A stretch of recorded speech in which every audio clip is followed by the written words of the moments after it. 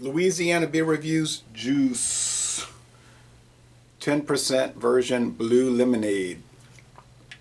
This is part of the J-Series. They are saying on the website for United Beverages, I think it's called, that it is the new one. 10%. Now, it is available. Now, on the website, they say it's 14%, but it's obviously available in 10%. And I bought this in Mississippi at Easy Serve on US Highway 90 on the westbound side of the road, just into the Mississippi. Just into Mississippi, like it's the first business when you enter Mississippi from Louisiana. All right.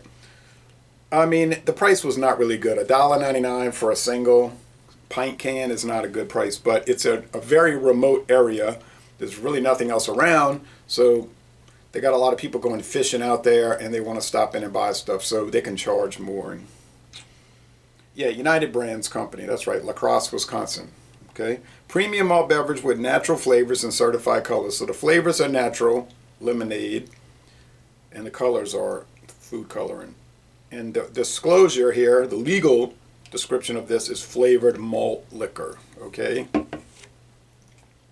I drank a flavored craft beer Sunday, the CBS, sorry, founder is CBS. I am looking to find the 2020 KBS. Haven't seen it yet. We'll check it out.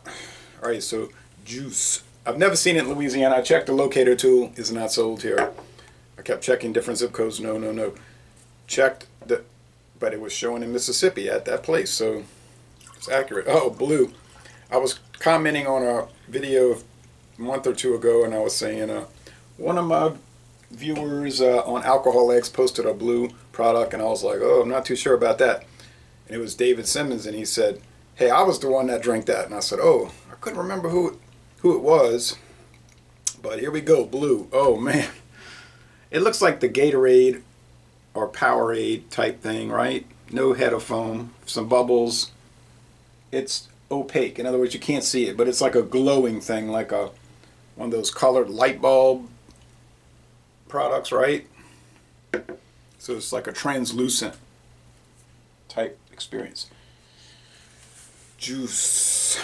This, I've heard of it, but that was the first I'd seen it. So when I went into that store, I was looking around and I said, the lady was very friendly. I said, well, what's the price? She said, I'll check. And I said, I'll buy it because I can't get it back home. So this comes in the 24-ounce cans, the 16-ounce cans, and I think some other configurations also. I think it was introduced in 2006. United Brands started back in 1995 doing different things, but then they got into the energy drinks. And at first they were making flavored malt beverage energy drinks, caffeine added. The U.S. government put the hammer down on them, like saying it's an unhealthy product, it's dangerous to mix alcohol and caffeine, so they relented. They said, well, we're backing away from that. Now they're just doing flavored malt liquor, and they just gave up on the caffeinated things. But they were kind of talking about on the JOOSE website, or the United Beverage website, I couldn't get the JOOSE thing to work, but they were saying we focus on natural flavors, and it's like high alcohol, it's a punch and all of that. A high alcohol punch and bold type thing. So it's in the mix with all these other ones, I suppose. Let's see what it's like. I see there's one other video review for this one.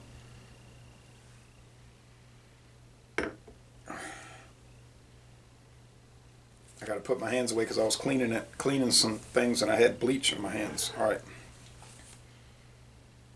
It smells like lemonade. Lemonade product. Like I said, Powerade, Gatorade, those type of items.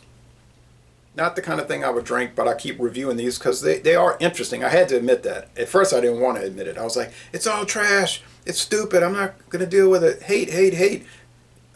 Fear and loathing and all of that. And then one day I said, oh, come on. And I think it was Holly Colt, who doesn't really do videos anymore. I checked her channel. I said, no videos available.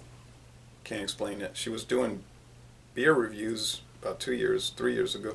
But anyway, she was saying it's not going to kill you to review those. And I said, she has a point. And started doing it. Okay.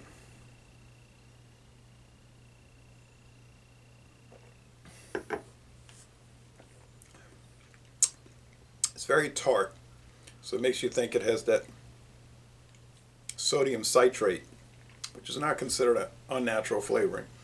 Just adds to put that in a lot of the Ritas from Anheuser-Busch. Gives it a tart flavor.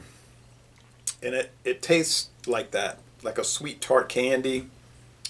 Somebody was talking about these with Jolly Rancher. I'm not picking that up. But it's just like Hawaiian Punch flavor thing. You know what I'm saying? It's obviously, I was kind of being silly about the CBS. That is a flavored ale, a stout. But that's a different world than this. But we knew that already. Even when I make those statements, people realize I'm not entirely serious. But I am serious in the fact that everything, it seems, it isn't true, but it seems like everything you find coming out is flavored this, flavored that, whether it's macro beer, middle crow, or micro. And it's not a big deal, and I shouldn't be making a big culture conf about it, right? All the Sturm und Drang, right? It's just a drink. Just drink it, or don't drink it. This one is actually it seems more sour than some of the sour beers that I've had, craft beers, that they'll say sour, but then we were talking about that, how usually they just taste tart, which sour is not the same as tart. I've had sour cream. It doesn't taste tart. And I've had sweet tart candies and they don't taste sour. But anyway, 10%. You kind of pick that up in the body. And I've talked about this in the past, how flavored beer, whether it's malt liquor of whatever sort, lager, ale, they seem to do better in the 10 to 12% ABV level. I'm not sure why, but I think something about that, the heavier body and the higher gravity holds the flavor together. Makes it a little tighter tasting product. You get down into the low ABV and it seems to be a little more fluid and sloppy and unpleasant. Now the Ritas, they do a good job at the 8%. 8% is really as low as you want to go. 8. They do all right at 8. 8 is fine. 10 is better. 10 to 12 is more ideal. But you got to be careful because you'd just be hammered. It's an unpleasant feeling later. You feel like somebody drugged you. You know, I don't like the feeling of being drugged. And William Kepley was talking about that, and I was saying I read about that too. We were talking about that. He was saying how they almost make the beer into a vodka, and then to build the flavors on it. This one has a little bit of an alcohol or strong beer underbody to it. Undertaste. The body's strong. High, medium. That might be a good thing because it would ward off over drinking it, I think. You know, not drinking too much because it's there and it's kind of a little difficult to deal with. Is it a flaw? I don't know if it's a flaw. It's got, for a beer to have a beer flavor is not a flaw. It is bringing in a little bit of beer flavor, so it means it wasn't brought down, distilled down to the clear, odorless, colorless liquid exactly. What I get from La Crosse is a lot better than what I got 10 to 15 years ago.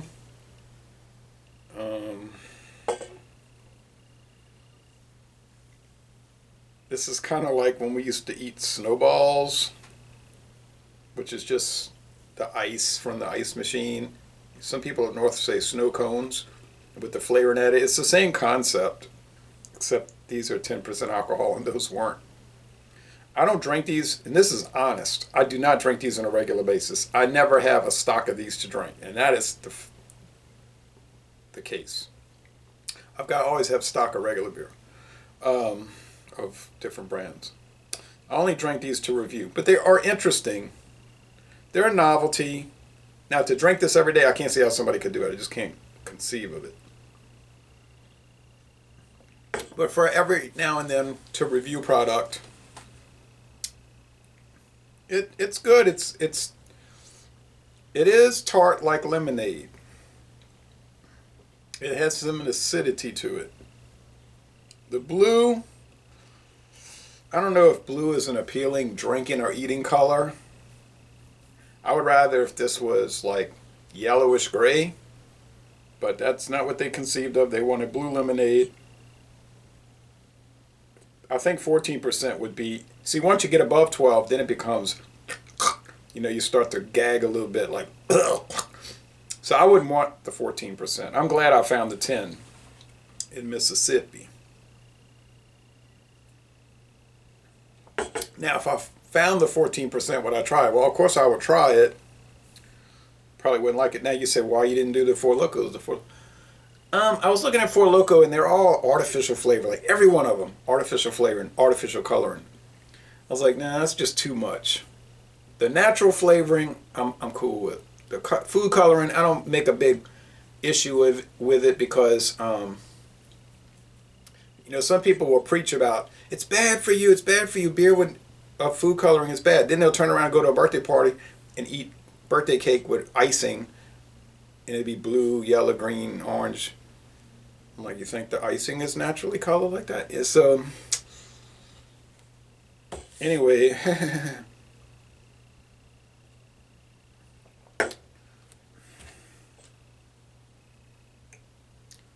Not to say that I ever have any great desire to drink or eat anything with food coloring. I don't. I don't have any great opposition to it either. I'm indifferent to it. Okay?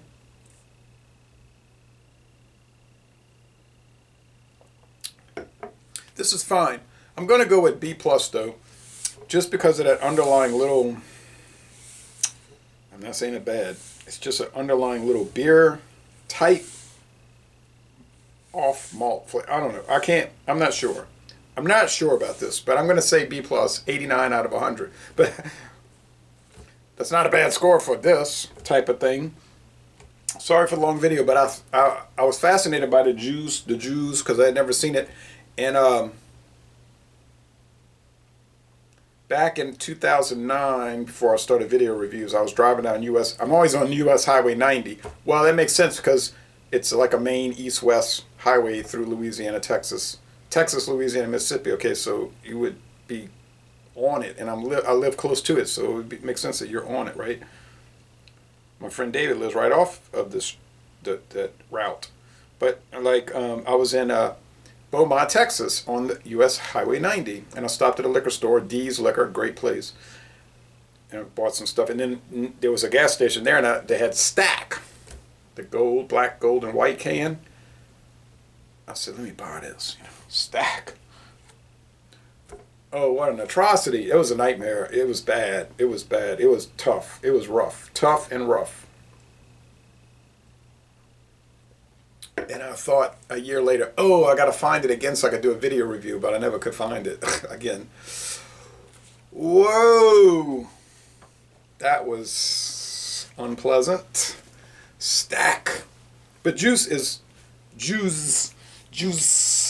isn't too bad. So, laissez les bon temps relais.